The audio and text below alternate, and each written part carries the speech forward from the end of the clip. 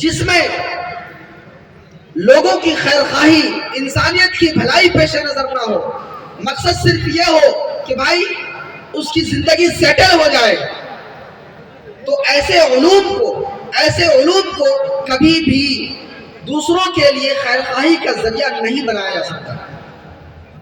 اگر آپ مدرسوں میں پڑھ رہے ہیں، آئیں گے اور شہرت ہو جائے گی اور پیسے کمائیں گے، تو وہ دینی علوم بھی دنیاوی علوم کے دائرے میں آتا ہے۔ اس لیے اللہ کے واسطے صرف اقرا پر نہ رکا کریں، بلکہ اقرا کے ساتھ بسم ربک الذی خلق بھی پڑھا کرے، تب قرآن کا اور اللہ کا صحیح پیغام سمجھ میں آئے گا اور لوگوں کو سمجھایا جا سکے۔ میں نے قرآن کریم کی ان چند آیتوں کے ساتھ ساتھ ایک حدیث پاک کا چھوٹا سا ٹکڑا بھی پیش کیا تھا۔ اس میں اللہ کے نبی صلی اللہ علیہ وسلم نے فرمایا ہے، من ولد ولد فلیحسن اسمہ وادبہ۔ اس میں آخر میں جو لفظ ہے فلیحسن ادبہ، اس حدیث کا ترجمہ یہ ہے کہ اگر کسی کا کوئی بچہ پیدا ہوتا ہے تو اس کو یہ حکم دیا گیا ہے کہ وہ اس کا اچھا نام رکھے، دیکھیے اور ایسا نام لے آئیے جو پوری دنیا میں نہ ہو۔ بہرحال میرا وہ موضوع نہیں، تو اس میں کہا گیا فلیحسن اسمہ، اپنے اس بچے کا اچھا نام رکھے۔ اچھا نام قرآن و حدیث کی روشنی میں اگر آپ چاہتے ہیں تو اللہ کے نبی صلی اللہ علیہ وسلم نے فرمایا کہ سب سے پسندیدہ نام عبداللہ اور عبد الرحمن ہے۔ عبداللہ اور عبد الرحمن ہے، یا اس کے ہم معنی جو نام ہو وہ اچھے نام ہے۔ لیکن اچھا نام آپ لوگ یہ سمجھتے ہیں کہ ایسا جو اینٹک ہو، کیا ہو؟ اسی لیے کسی نے اپنے بچی کا نام رکھ دیا منتشا۔ یہ منتشا پتہ نہیں کیا ہوتا ہے، ہم لوگ رات دن ڈکشنری دیکھتے ہیں، عربی اردو لغات دیکھتے رہتے ہیں، لیکن یہ منتشا نام یعنی اسم کے خانے میں یہ منتشا کا لفظ آتا ہی نہیں ہے۔ اگر عربی گرامر کے اعتبار سے دیکھیں تو اس کا معنی ہوگا جو تو چاہے یا جو وہ چاہے، یہی معنی ہوگا، یہ اسم نہیں ہے۔ اس کو نام کے خانے میں اگر لائیں گے آپ یا کسی کا نام رکھیں گے تو اس کو محملی سمجھا جائے۔ ایسے ہی بہت سارے نام ہیں، اینٹک نام رکھنے کے چکر میں لوگ پتہ نہیں کیا کیا رکھ دیتے ہیں۔ بہرحال تو اس حدیث کے اندر کہا گیا فلیحسن اسمہ، اس کا اچھا نام رکھے۔ اور اگر خیر القرون کی بات میں کہوں، اس کی روشنی میں بات کہوں، تو آپ جان لیں کہ خیر القرون میں یعنی صحابہ کے زمانے میں اور اللہ کے نبی صلی اللہ علیہ وسلم کے اس روئے زمین پر بنفس نفیس رہتے ہوئے ایسا بھی ہوا ہے کہ باپ کا بھی نام عبداللہ اور بیٹا کا بھی نام عبداللہ، لیکن کسی کو برا نہیں لگا۔ یہاں اگر بستی میں ویسا نام ہو تو کہتے ہیں تو اس کا فلانوے کا نام ہے، یہ کیا کوئی سا نام رکھ دیا۔ خاندان میں ہے تو کہتے ہیں خاندان میں تو اس کا نام ایسا نام کہہ رکھ دیا، اس کو لوگ برا سمجھتے ہیں، لیکن وہاں باپ بیٹا دونوں کا نام عبداللہ ہے نا۔ رئیس المنافقین عبداللہ ابن ابی ابن سلول، ان کے جو بیٹے، اس کے بیٹے مخلص صحابی، ان کا بھی نام عبداللہ، باپ اور باپ کا نام بھی عبداللہ۔ تو یہ صحابہ کے زمانے کی بات میں نے ایک مثال دے دی ہے، وہاں ایسا ہوتا تھا اور یہاں ایسا ہوتا ہے۔ تو فلیحسن اسمہ، اس کا اچھا سا نام رکھے۔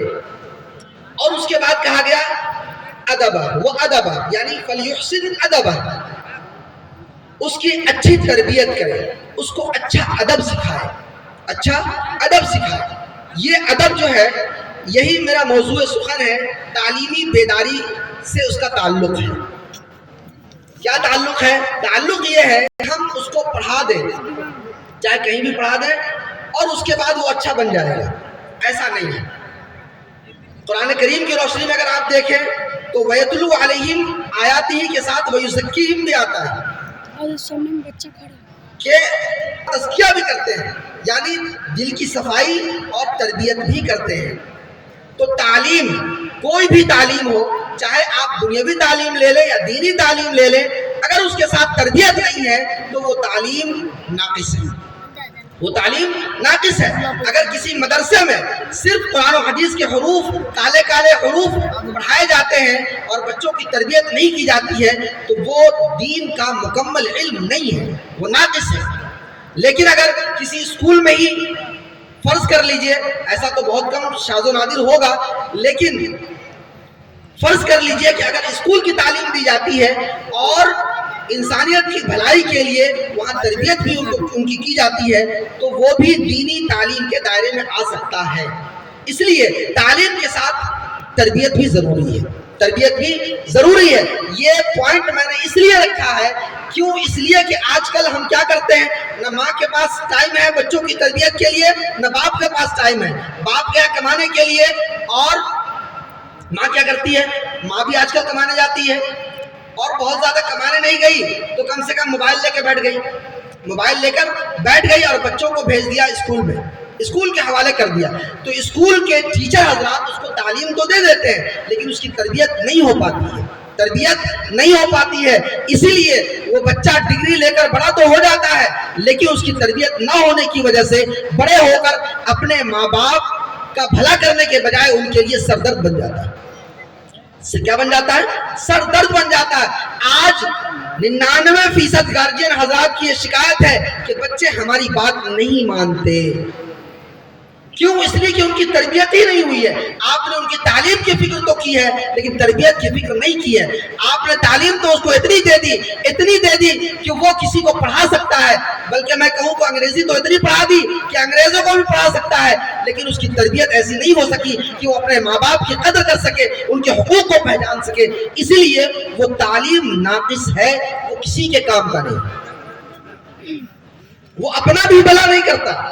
جو تعلیم ناقص ہو یعنی تعلیم کے ساتھ تربیت نہ ہو، وہ تعلیم حاصل کرنے والا متعلم بھی اپنا بھلا نہیں کر سکتا ہے۔ اس لیے تعلیم کے ساتھ تربیت کی بھی فکر کریں، تربیت کی بھی فکر کریں۔ تو میں کہہ رہا تھا، میں نے شروع یہاں سے کیا تھا کہ قرآن نے صرف اقرا نہیں کہا ہے بلکہ اقرا بسم ربک الذی خلق کہا ہے، یعنی ایسی تعلیم ہونی چاہیے جو انسانیت کی بھلائی کے لیے ہو، انسانیت کی بھلائی کے لیے ہو۔ میں اس میں مدرسے اور اسکول کالج کا فرق نہیں کر رہا ہوں۔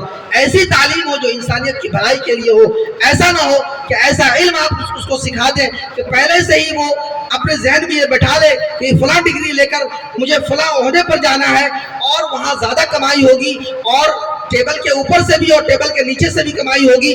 تو ایسی تعلیم پوری انسانیت کے لیے نقصان دہ ہے۔